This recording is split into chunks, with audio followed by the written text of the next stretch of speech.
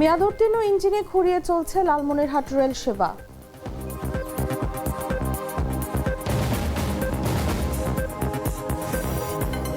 তরুণ প্রজন্মকে অবক্ষয়ের দিকে ঠেলে দিয়েছিল ফ্যাসিস্ট শাসন, মন্তব্য শিক্ষামন্ত্রীর।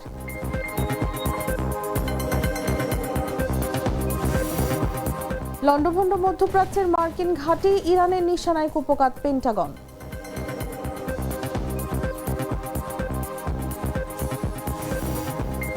তিন মুসলিম দেশ ইসরায়েলে বিপুল অর্থের অস্ত্র বিক্রি করছে যুক্তরাষ্ট্র।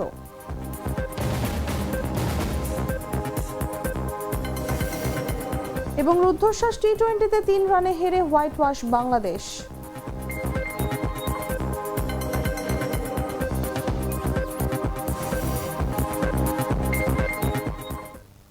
এতক্ষণ শুনছিলেন সংবাদ শিরোনাম। দর্শক আমন্ত্রণ সকাল 9টা নিউজে, সাথে আছি আমি তাসলিমা তিথি।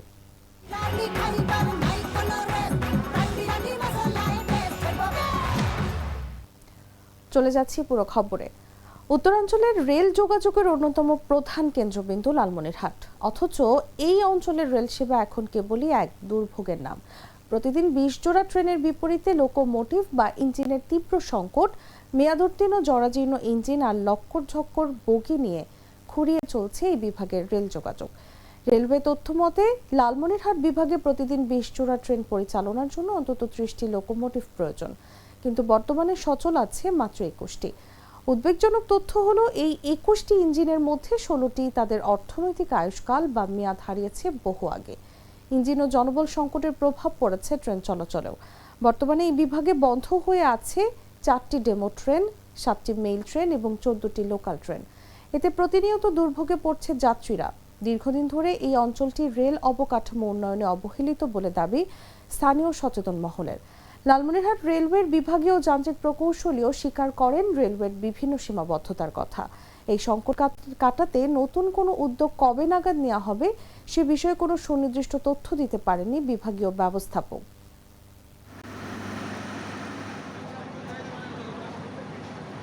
আমাদের এই উত্তরবঙ্গের আমাদের যে রেলের যে যোগাযোগটা এত খারাপ যা বলার মতো না। আমাদের এই উত্তরবঙ্গের যে রেলের যে ইঞ্জিনগুলো আছে এগুলো খুব দুর্গতি, তা আমরা সময় মতন গন্তব্যে যাইতে পারি না। হ্যাঁ, আর আমাদের মানে রেলের যোগাযোগটা খুব খারাপ। আমাদের যে লালমনিরহাটের যে ট্রেনগুলো রয়েছে এই ট্রেনগুলোর ইঞ্জিনগুলো খুবই খারাপ। এরা মানে ঠিকভাবে পরিচর্যা না করার কারণে নতুন বগি আমাদের এখানে আসেই না, নতুন ইঞ্জিন। পুরাতন গাড়িগুলো দিয়েই এই আমাদের লালমনিরহাটের ট্রেনগুলো চলাচল করে, যার কারণে আমাদের যাতায়াতে ব্যাঘাত ঘটে এবং যে চলাচলের সময় আমরা যাত্রীরা খুবই ভোগান্তিতে পড়ি। কারণ আমরা যখন টাইমের মধ্যে যে চলার কথা সেই গাড়িগুলো কিন্তু সঠিক সময়ে চলে না। সঠিক সময় না চলার কারণে কিন্তু আমাদের অনেক সময় নষ্ট হয়। অনেক সময় দেখা যায় যে মাঝপথে রেলগাড়ি নষ্ট হয়ে গেছে, এমন ভোগান্তিতে আমাদের পড়তে হয়। বিগত ফ্যাসিস্ট সরকারের আমলে দেশের তরুণ প্রজন্ম সামাজিকভাবে অবক্ষয়ের শিকার হয় এবং তাদের অনেকেই মাদকাসক্ত হয়ে পড়ে বলে মন্তব্য করেছেন শিক্ষামন্ত্রী ডক্টর আ.ন.ম এহসানুল হক মিলন। বলেন, সে সময় কার্যকর কোনো উদ্যোগ নেওয়া হয়নি। শনিবার বিকেলে চাঁদপুর স্টেডিয়ামে নতুন করে স্পোর্টস উদ্বোধন অনুষ্ঠানে এসে বক্তব্য শেষে তিনি এসব কথা বলেন। এহসানুল হক মিলন বলেন, বর্তমান সময়ে প্রধানমন্ত্রী তারেক রহমান তরুণদের জন্য আনন্দমুখর শিক্ষা এবং খেলাধুলার মাধ্যমে জীবনযাপন নিশ্চিত করতে কাজ করছেন।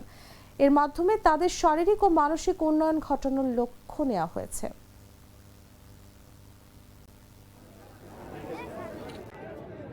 আমরা দেখেছি বিগত দিনে সামাজিকভাবে আমাদের তরুণ প্রজন্মের অবক্ষয় ঘটেছিল, তারা মাদক আসক্ত হয়েছিল।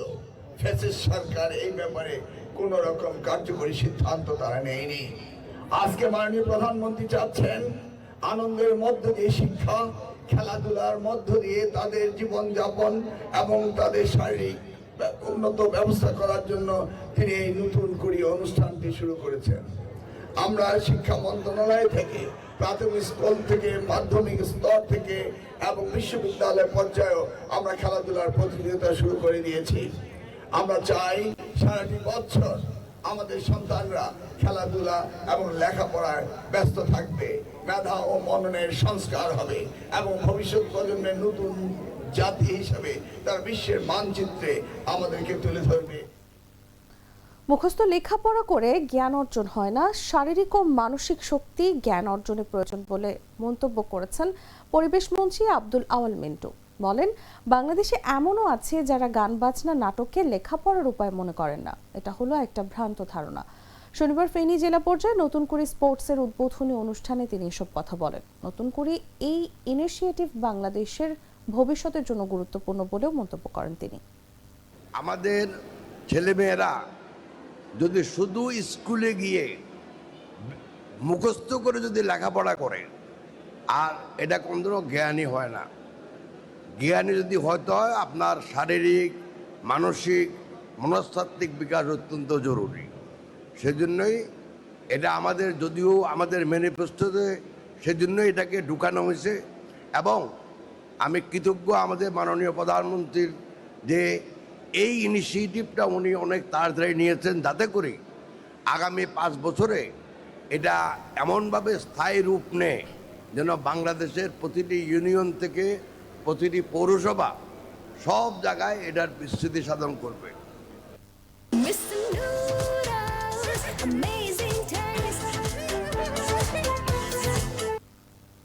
জানাবো আন্তর্জাতিক সংবাদ।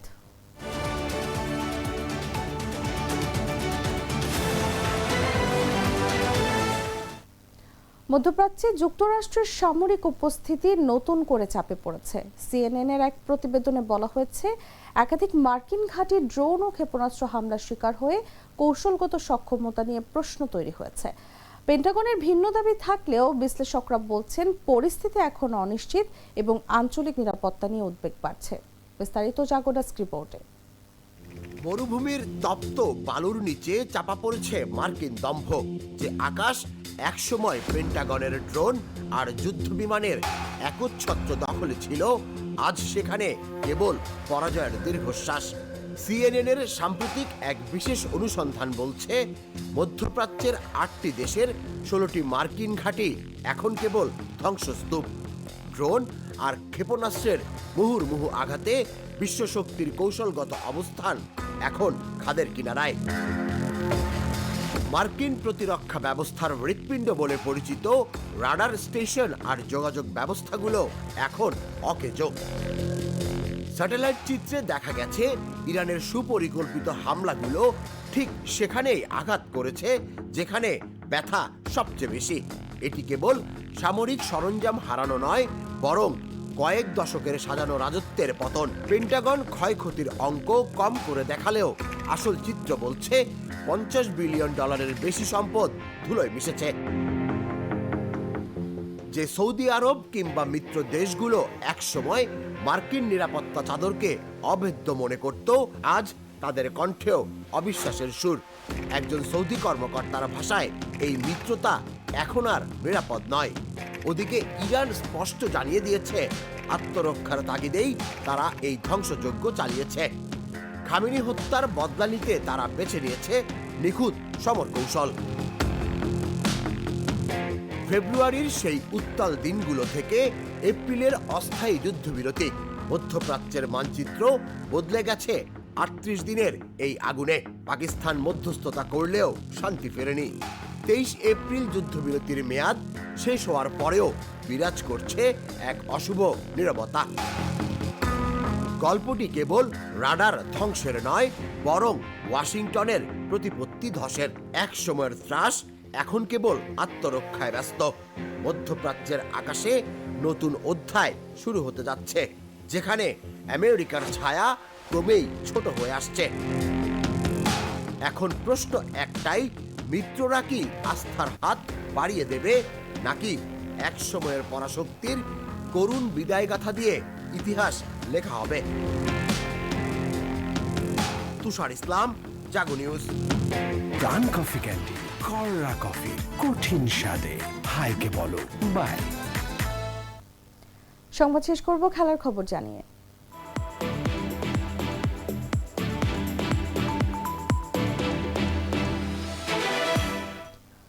বৃষ্টির দিনে কার্টেল ওভারের ম্যাচে ছেলেদের মতো হারল বাংলাদেশের মেয়েরাও। তবে মেয়েরা এত সহজে হাল ছাড়েনি, লড়াই হয়েছে রুদ্ধশ্বাস। সিলেটে সিরিজের তৃতীয় ও শেষ টি-20-তে এই লড়াইয়ে বাংলাদেশ নারী দলকে 3 রানে হারিয়েছে শ্রীলঙ্কা। 3 ম্যাচ সিরিজে স্বাগতিকদের 3-0 ব্যবধানে হোয়াইট ওয়াশ করেছে তারা। বৃষ্টির কারণে ম্যাচটি পরিণত হয়েছিল 9 ওভারের লড়াইয়ে। প্রথমে ব্যাট করে 6 উইকেটে 87 রান তোলে শ্রীলঙ্কার মেয়েরা। অধিনায়ক চামারি আতাপাত্তু 27 বলে খেলেন 41 রানের ইনিংস। বাংলাদেশের সুলতানা খাতুন মাত্র 8 রান খরচ করে নেন 3টি উইকেট। জবাবে শেষ ওভারে 14 রান দরকার ছিল বাংলাদেশের। শেষ বলে সমীকরণ দাঁড়ায় জিততে হলে 5 রান, টাই করতে বাউন্ডারি। ওই বল থেকে মাত্র 1 রান নিতে পেরেছেন স্বাগতিক দলের শারমিন সুলতানা। 6 উইকেটে 84 রানে থামে বাংলাদেশের ইনিংস। হারা ম্যাচে জোয়াইরিয়া ফেরদৌস 11 বলে 15, সোবহানা মোস্তারি 15 বলে 21 আর নিগার সুলতানা করে 9 বলে 13 রান। বাকিরা কেউ 10-এর ঘরও ছুঁতে পারেননি।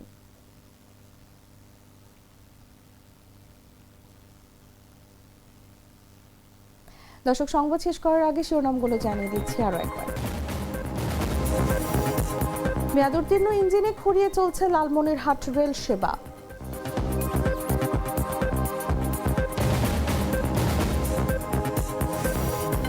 তরুণ প্রজন্মকে অবক্ষয়ের দিকে ঠেলে দিয়েছিল ফ্যাসিস্ট শাসন, মন্তব্য শিক্ষামন্ত্রীর।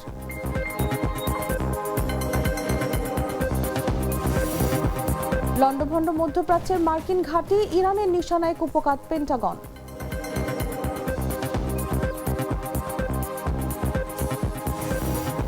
তিন মুসলিম দেশ ও ইসরায়েলে বিপুল অর্থের অস্ত্র বিক্রি করছে যুক্তরাষ্ট্র।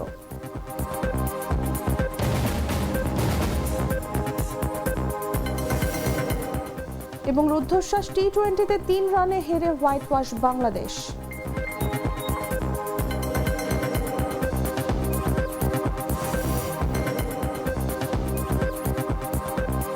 দর্শক, এই ছিল এখনকার মতো। এরপর দেখবেন বেলা 11টার সংবাদ। প্রতি মুহূর্তে সর্বশেষ খবর জানতে ভিজিট করুন jagonews24.com। ফলো করুন আমাদের ভেরিফাইড ফেসবুক পেজ এবং সাবস্ক্রাইব করুন জাগো নিউজের ইউটিউব চ্যানেল। ধন্যবাদ সবাইকে।